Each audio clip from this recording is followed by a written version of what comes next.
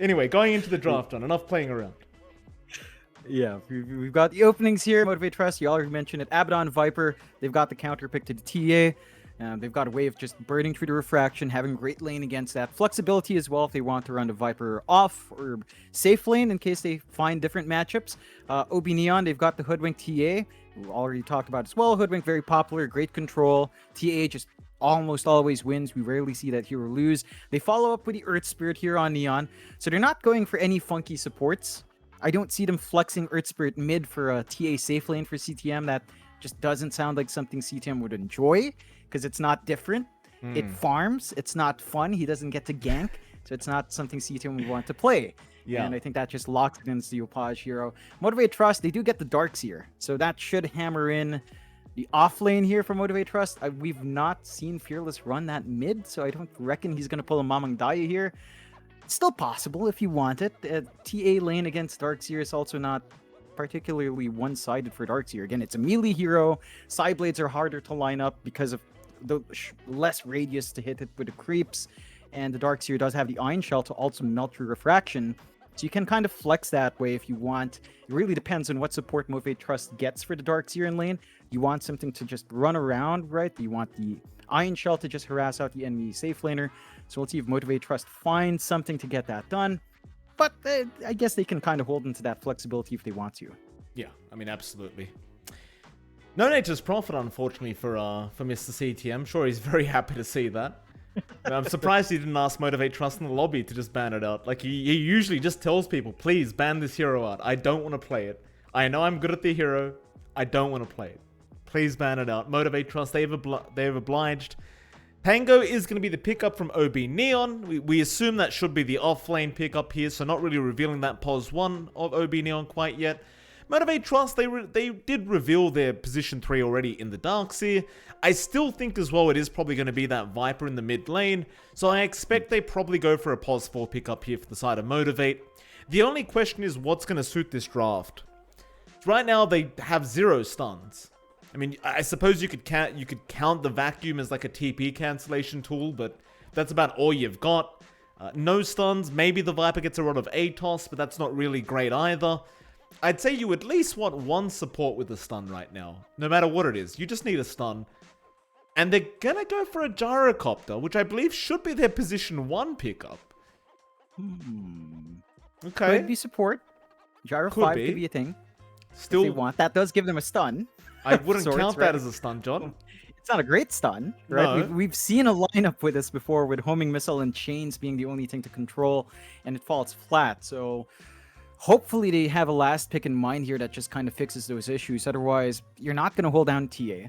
You're not going to hold down Earth Spirit. You're not going to hold down a Pango. Even the Hoodwink can just scurry in the tree line. So you're going to have a hard time chasing most of these heroes on OB.Neon's end. The Gyro is still a really good win condition. We have seen that, especially if you go for Rocket Barrage, dominate lanes. You can catch up farm in the jungle with the Flak Cannon. I think the last few games we've seen of Gyro have fallen flat, though. Because, what was it? We saw a mid-gyrocopter from Yopaj going 4-staff Kai Assange. And we saw the Gyrocopter 1 that just kind of went Ags BKB. And you don't want either of those situations. Neither one really looked good. So we're going to have to see what Jackie builds up here. I love that Motivate.Trust ban out the CTM here. It's like they ban out Leshrac, they ban out Necrophos. So what's left for CTM to have fun on? That's not a standard core. He'll be all right. Pudge! Sure. Yeah, no, don't say that. I mean, this is a lower bracket round of 1. I mean, you can't really play around for OB.Neon.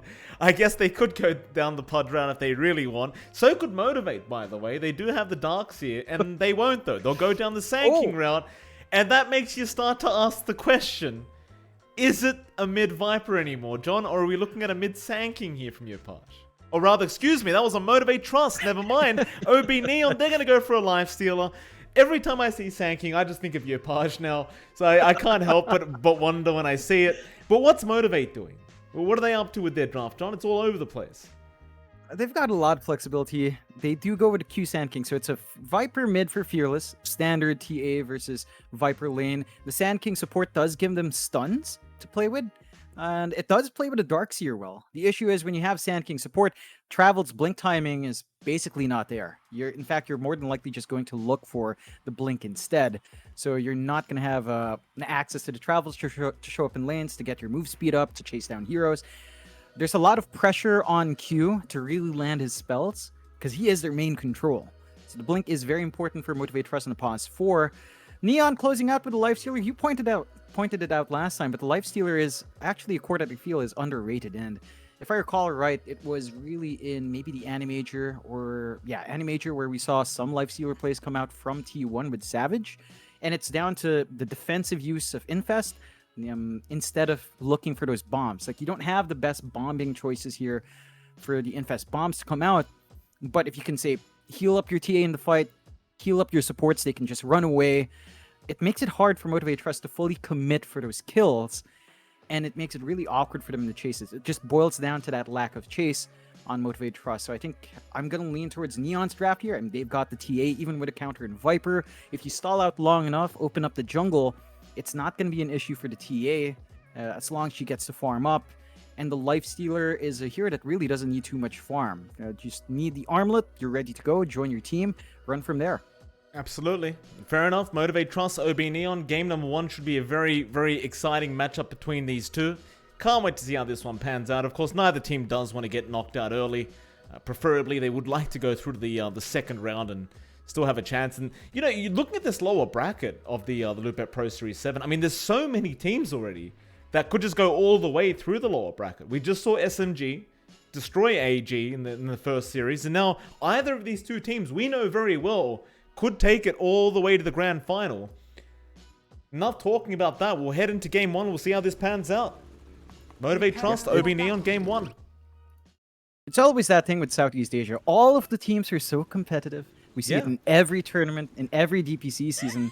Everyone can take a game off each other. It's like, yeah, you've got Fnatic up there, you've got T1, but even they drop games to other teams. There's like no clear-cut power differential between everyone. It's like they're all just equally strong in their own way, and it's always kind of heartbreaking when you have to see eliminations. I mean, we already have AG gone, and AG is a team that we've seen grow throughout the past year. Now, Motivate.Trust, OB.Neon, I mean, these guys are favorites for a lot of people, and it's day 1 of playoffs. Someone's got to go home.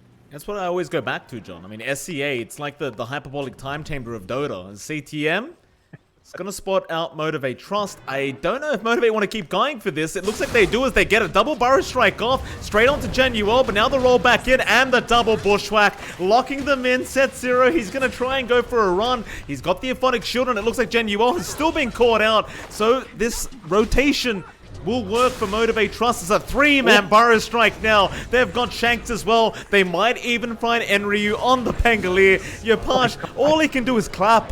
All he can do is clap. I mean, Motivate.Trust, they just rush in, they kick the door down, they find a triple kill. OB.Neon, they will find nothing. Yeah, they might even lose out in the bounties if they're not quick enough. CTM's going to run for the river. But that's going to be a 3-for-1 trade as well with the 3 kills. An excellent start for Motivate.Trust. OB.Neon, maybe Nighttime Vision didn't quite give them the full information there, but Motivate.Trust manages to act fast enough to get those kills. The early damage output of this lineup at level 1, I mean, they've got Viper, they've got Darkseer, they've got Gyrocopter. There's just so much you have to contend with, and OB.Neon's going to have to be cautious. The lanes do split up. Q is up there in the pause for Sand King, along with Masaros on the Darkseer, and this is a pretty painful lane. Now, there is a back and forth there for Genuel. Hoodwink, you just play with Bushwhack. Q, I mean, he's eventually going to run out of mana. So you can't always just go for the burst strike harassment, and Genuel can just kind of slowly poke away. Q, he's missed the range creep though, John. Got away from him. Genuel is really going to give it to Q now. Bushwhack does connect, and it kind of goes back to what you just said. He's going to chip away at the HP pool of the Sand King. But again, they missed the range creep. And I think CTM's already denied it off. Not great news. That's pretty much half the value of the creep weight. Yeah, that's a pretty big loss. And this is also a matchup that could be annoying for the Lifestealer. At the same time, he can just kind of regen through the lane, use his Feast. He's very tanky as well. So even if the Iron Shells come out, it's not going to be too painful for CTM. And I think that's one very big benefit for OB.Neon. It's down to Motivate.Trust to play this more aggressively. Q's just probably going to look for the reset or... Oh, Yopaj mid lane. He's going to be sacrificed to the poison gods as Viper does get the kill. Looks like Q goes for a deny into the mid tier 2. I mean, this is to be expected, right? Like, Yopaj in this TA, it's a very, very hard matchup. In fact, you could probably argue it's the hardest matchup that TA has right now in the current meta. And so Fearless should continue to be able to be quite dominant in this mid lane against this TA. And yes, Yopaj, he's always going to have the jungle to go back to, which is the strength of the hero, is you never really beat it, assuming it gets 10 minutes to just hit the jungle. But for now, Fearless off to a very good start on this mid Viper. Yeah, and it's always going to be tough there for Yopaj. He's lagging a bit behind in CS. He can maybe start to leverage those side blades once he's back up, but it's still level 1. Fearless, every single time he manages to get those hits off, it's not a trade that you'll feel happy with, and Fearless already has a bottle. Really timely kill, as he should be able to secure at least one water rune as well. He could try to go for both if he wants to play greedy. So he's fully topped up. Yopaj respawn's topped up as well, but Fearless never wasted time in lane, and it's going to be a bit tough. Now, the good news for Yopaj is none of his camps are blocked, so you can just self-stack, clear out some camps in between. The Viper's a bit slow there without the level to Nether Toxin, and that's kind of probably the only way that Yopaj can kind of build up here. Yeah, absolutely. I mean, this is just your standard run-of-the-mill kind of strat for the TA when it knows it can't win the lane anymore. Just go to the jungle and you basically just farm even faster there.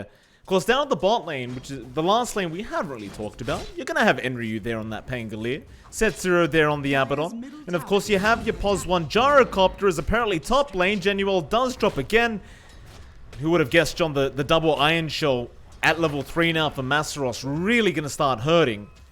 But back down to the bot lane, you do have Jackie on the Gyrocopter, who is freely farming up right now. And as I look away, mid lane, Fearless apparently does drop as Shanks makes a rotation on the Earth Spirit.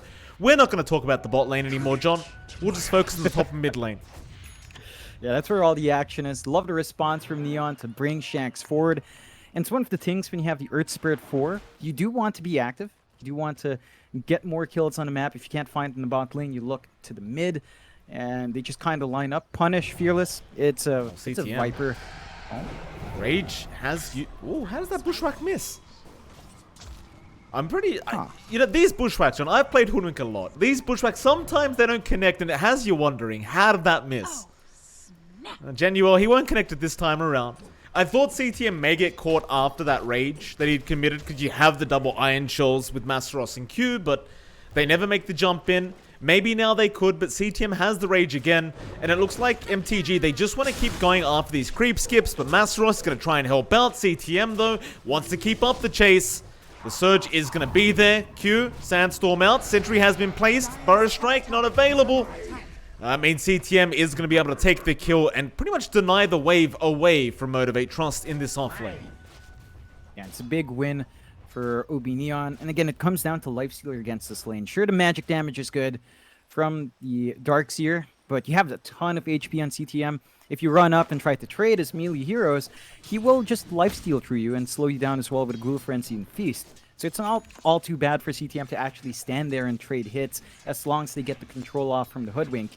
And that's something Motivate.Trust has to be fairly cautious of. Masaros is already a level behind. CTM can just build up, slowly farm towards the Armlet, and just go from there. Q is trying to be disruptive in the jungle, cutting off Johnny from trying to build up any sort of stacks. So at least he's keeping that in check. But OB.Neon has found lots of kills now, and they're starting to kind of amount a resistance. Like, they are giving Yopaj jungle space, so Shanks has to stand mid, and Q's here. Masaros top lane gonna run away. Q, very, very deep in that mid-tier 1 tower. No sentry or detection available on Shanks or Yopaj, so he can just stick around and keep doing this, I suppose. Fearless, he's gonna come in. Of course, you know, these mid laners, they never want the creeps to go to the support's way. He'll take it himself. But they are being a little bit disruptive here as the seed creep is going to come in. So they want to start that tier 1 push, and now the jump is there onto Yopaj, but the roll is out from Shanks with the kickback. Fearless is copying a lot of damage, still chasing down the TA, but it is not going to work out. OB.Neon, they read them like a book. Into Set0, they'll go after the Abaddon. Set0, he's going to at least get a D-ward, but that's about all he's going to get. Yopaj, he does remain alive on the TA. OB.Neon, great rotations from the rest of the crew to make sure he stays alive, as now they even go for the bushwhack, but it's on the mark. Ooh. They do land the kick, but Shanks, he won't be able to get the kick back onto the Sand King, so it won't matter. Yeah, and you're seeing Neon really start to emphasize that mid lane, just trying to get Yopaj a lot more breathing room against that Viper matchup.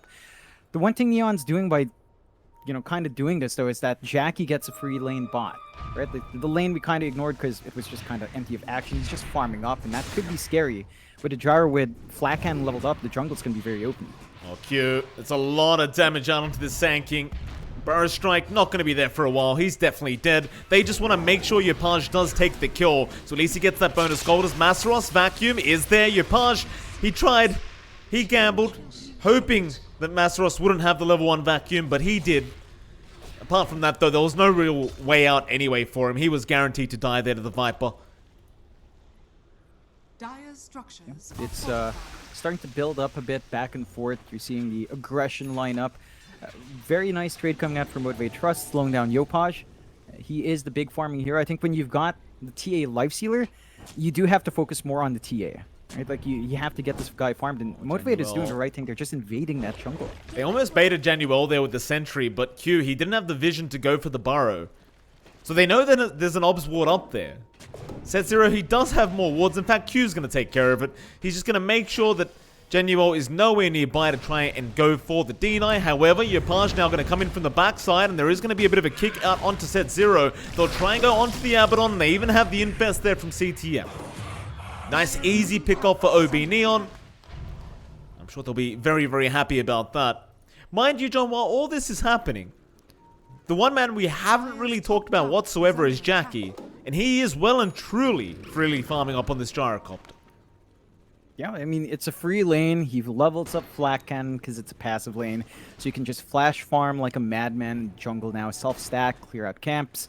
No problems here. I think OB.Neon will have to eventually deal with this gyro, because he will out-farm the Lifestealer. He will keep up pace with the TA. The power spikes of those two heroes are very different, though, the TA versus gyro. But I think just giving Jackie the space to farm is not to your benefit on the side of OB.Neon. And they are keeping track now. Shanks with the invis is keeping eyes, but he can't really do much by himself. All he can do is kind of soak away from the EXP. And I think Jackie doesn't mind this kind of situation. Gyro playing slow can still build up. He's going for the Dragon Lance. And after that point, you can maybe look for the SNY, maybe the Maelstrom, maybe the Axe Rush if you want, and just kind of go from there. Q, and he targeted Rolling Thunder, and Ryu just doing a few donuts there with the Rolling Thunder. Q still going to connect though. They'll get the kill on the Sand King, but Masteros is here with a nice vac wall. He got him too, but he's not going to get a target. So Enryu is going to try and run south. Maybe Masteros can still kind of savor this. Still get the kill, but no. Looks like he is going to be just fine. Enryu's out. Shanks also gets out with the roll, so it was a really nice vac wall, but you know, you didn't have the follow-up stun there. Had Q survived a bit longer and you had the Burrow Strike, that would have almost certainly just been a double kill, but not going to be the case here for Motivate. Yeah, and it's just down to the fact that there's so much pressure on Q to be the guy to set up stuns, to get the control off for his team. The cores by themselves just don't have enough, and that's always going to be the issue for Motivate.Trust. This is the shortcoming of this draft. Big stacks being taken by Jackie. Something you really don't want to allow Motivate to have. Like, you've got a TA on OB.Neon. This would be such a lovely ancient stack to steal away for OB.Neon, but either they haven't recognized that it's there, or they don't feel confident enough to invade this triangle. And that is going to be a huge influx of gold now for our gyrocopter as he just keeps farming up. CTM, he's going to be in range to soak XP, but that's about all he can do because he's completely alone. So he just needs to run, not even getting much of that XP. He's going to come back in, but Fearless is around. CTM, he takes one creep, but it's not going to be worth his life if he doesn't get away from this. He'll try to turn onto Set Zero. He'll pop the Rage and just run. And Ryu going to come in. Can you really fight this? Rolling Thunder's there in the vacuum. Very nice from Masaros. And now the Burrow as well. The old panic from OB.Neon does not pay off. There's Motivate.Trust. They clean up everything, plus 2 heroes on top. Yep, they managed to get a lot from there. I think OB.Neon, maybe they were feeling pressured once CTM got the scouting out. They were just way too out of position to contest. And they don't really slow it down. Jack is still number 1 in net worth. CTM is still pretty scary in the life stealer. Setzero's got to be a bit cautious, but I think while this happens, I mean, you're still giving space out to Yopaj. So the TA is still building up, has her own Dragon Lance up. I don't think you mind us too much. Like, compare the triangle areas. Yopaj has no one nearby to steal away from him because all the attention of Motivate.Trust is much more defensive. So I think you just kind of hedge your bets here. The TA with earlier items does feel a lot more strong compared to the Gyrocopter. Like Desolator, Blink, you do hit harder than the Gyro, and you have some more survivability. The Gyro only has the ace up in magic damage, and that does taper off a bit. You do spike up after some items, but that does require some heavy farming on the Gyro's part. Still a very slow game from these two. I mean, I say slow. It's 8-8 right now, but both teams do require a bit more farm up to really start to get active, especially with these cores up. I suppose Motivate can do so with this Viper, but even he's trying to get this Orkan up. In fact, Enryu going to go in, but knocks him up to the high ground. And Fearless, he might be able to run out of range now. Set0 going to be there with the Aphotic Shield. They'll keep trying, but the Vac Wall's there now. Fearless, he will drop, but what's it going to cost OB.Neon? They'll take down Shanks. Yopaj, he's been caught out by the Burrow Strike. He will be the second to fall. The Bushwhack, it will only catch one. CTM, though, he's jumped out of nowhere. He will go after Set0. Now Masaros back into Jackie. In fact, never mind that. They'll go after Q with the damage flying out. This Life Stealer might be able to keep going, and it looks like they found another. I'm just gonna buy back. Where did CTM come from? Oh, he got a sneaky infest on, just walked up into the back line, just popped right out when everyone is low on Motivate.Trust, and it looked good for Motivate.Trust right until the Life Stealer showed up. You can't underestimate the damage output of this guy at this point. He hasn't lagged behind in farm. He's only behind Jackie by 300 gold. So CTM with that free farm lane for himself up top for a long time, it has paid off. Early armlet up, early phase boots, Sanj not too far off. He's very tanky, and he does a ton of damage. He maximized Ghoul Frenzy. So he's got a ton of slow coming through, lots of attack speed. And that just really hurts OB.Neon. Once they blow their control, once you know Burst Strike and Vac are off, there's nothing to stop the Lifestealer from just running down. Yeah, absolutely. Gotta say, Ghoul Frenzy sounds like an anime you'd watch, John. It has that kind of name. Sounds very, I think very. it is an anime, isn't oh it? My god! Of course you would know it is. I wouldn't, John. I think it is. I'm not sure. I think some weebs will get very angry at me, but it sounds like an anime. I'm not. Okay, and it's not. Weebs in the chat, don't worry. John does read Useless Princess, the most popular manga out there. Princess, my apologies. Yes, thank you. There's more than one. I keep forgetting. Top lane, silence out. They've got the Orchid on Fearless, but it's not going to amount to much. Shanks by the tier 2 top tower, not going to get caught out. They'll be happy to take that die jungle anyway. But OB.Neon, they're doing the same thing. I mean, there's not really too big of an urgency here from OB.Neon to try and make plays with their draft. Again, they have a Life Stealer, they have a TA. They're more than happy to take this later on into the game. They just want to farm some jungle stacks too. Yeah, they're just building up on Jackie. They're slowly saving up on Fearless. He's going to go for a fast blink on Viper, which is interesting. You don't tend to see that too often. Maybe you see Hurricane Pike, maybe you see something else, the Atos, but blink Viper. Set0 you can get done. They've got the Abaddon. He's going to pop the borrowed time. The Rolling Thunder was there, though. There was no chance in hell he was TPing out. Yopaj again will take a nice easy kill there with the Mold Strike. They'll be happy with that one. Bottom lane, CTM trying to go onto Q, but well, that is a level 8 Sand now, and it's going to prove a little bit more challenging to actually take down. Of course, without detection, he's got no chance of even trying. CTM, again, back to the farming game. He's going to start working towards that Eye of Skadi. And once the Eye of Skadi's up, I mean, that's the point where you're going to feel quite powerful as this Life Stealer. And the slow amount just becomes really quite insane. Also, obviously, it's just going to counter out the Satanic that's being built up by Jackie right now on the Gyrocopter. Yeah, I think Satanic overall, it still gives you more lifesteal on the active when you pop it on, but it's not like you have that active every single time, so it's still going to be a bit of a detriment to the Gyrocopter there. The one thing that is building up for Motivate.Trust is the fact that Q's blink is almost done. So your Sand King can start setting up, you can start playing more aggressive, you have actual stuns that can fly through every single time on the right target that it needs to be on. And it just enables Motivate.Trust to actually play now, because that's what they were lacking this entire time. They just had no blink initiation. Even Fearless's blink is done, so I just want to see what he does with Viper blink here. Oh, Yopaj, it'll be fine. It's the arcane rune, just blinks right out with the refraction. Fearless. Gonna have that blink coming out like you talked about. I mean, it's gonna be quite nice, right? Like, in some way you can blink, you can get a nice Orchid off into the Viper Strike, and then basically they've got to try and fight you. Unless it's CTM, in which case he's a lifestealer, he'll be alright, but everybody else on the map is not gonna be happy about that blink Orchid. Mid tier 1, just being chipped away out here by Fearless. Astaros is there with Q. They have a blink on the Sand King with the epicenter. Shanks right around the corner in the tree line. Roll is going to be there right into the Sand King though, so now they can just take down this Earth Spirit. Shanks, he's in big trouble, and now the Gyrocopter. Look at the flak cannons fly out. Rolling Thunder's great from Enryu, but it's just not doing enough. There's no follow-up damage to it. Now the nice vacuum means that Enryu is going to drop. Yopaj, he's still trying to farm the creep wave. He will be able to blink away, but they've lost their mid-tier 1 tower plus 2 heroes. And they might even lose a third as Genuel. The poison attacks are there onto the Hoodwink.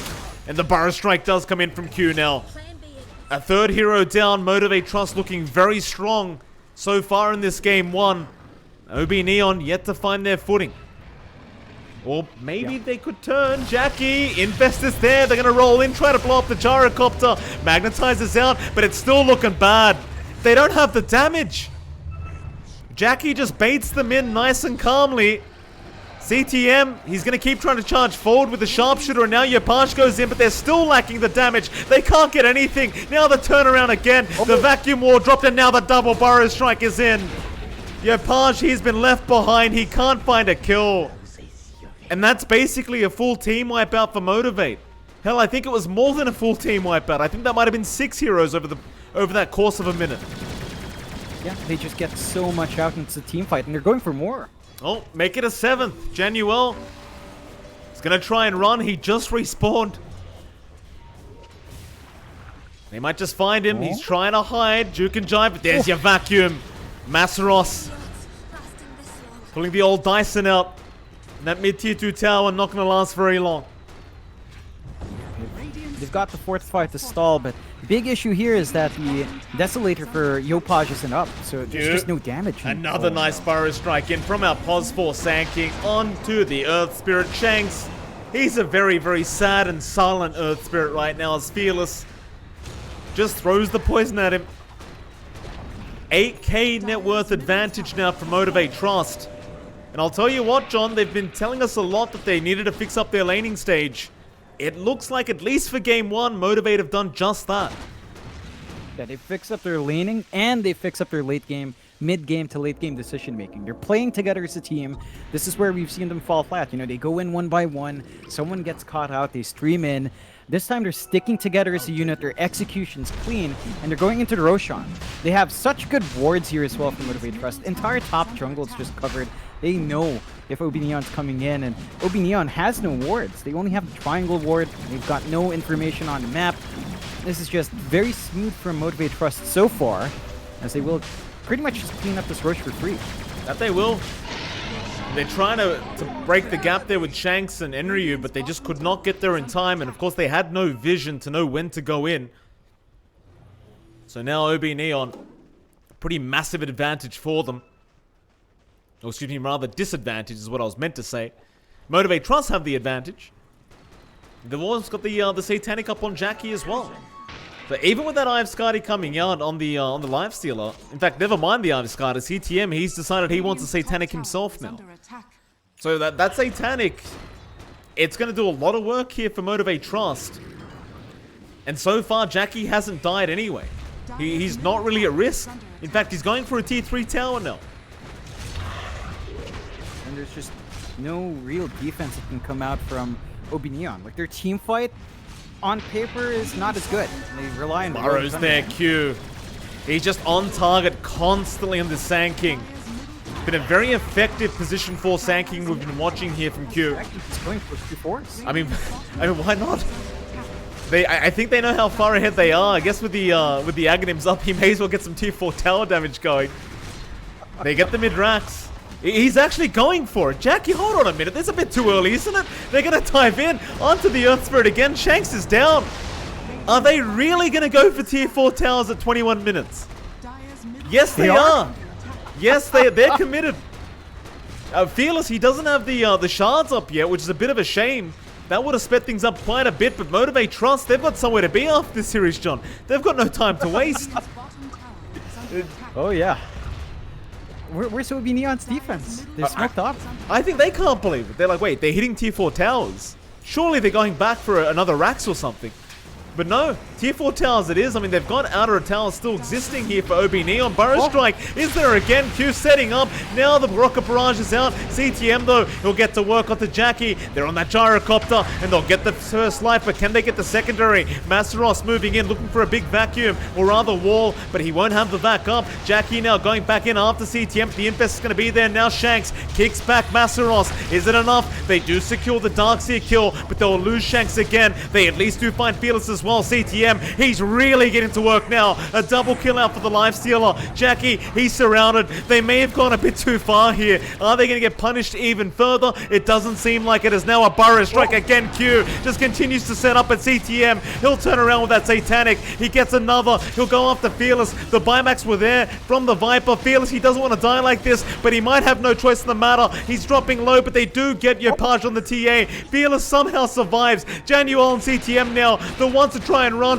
The Flak Cannon, though, chasing TTM. He'll arm the toggle with Jackie. He'll get Januel. It's GG. It's over. Oh my god. What kind of ending is this, John?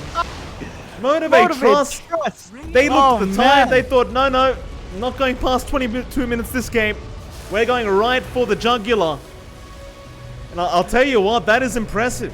Not something you see every day. That was nuts. We didn't believe in the gyro coming out because the past games we've seen it just fell flat. And Jackie just got free farm. You know, he just had flak. He cleared out the jungle. They kept Yopaj pinned on mid. OB.Neon kept streaming down mid to give Yopaj a good lane. Wasn't enough. When they were taking those fights by the triangle area, there was no Deso. And down the line, Yopaj just couldn't get the damage off. That was just very clean for Motivate.Trust. Like, they played that early game perfectly. They played their mid game perfectly.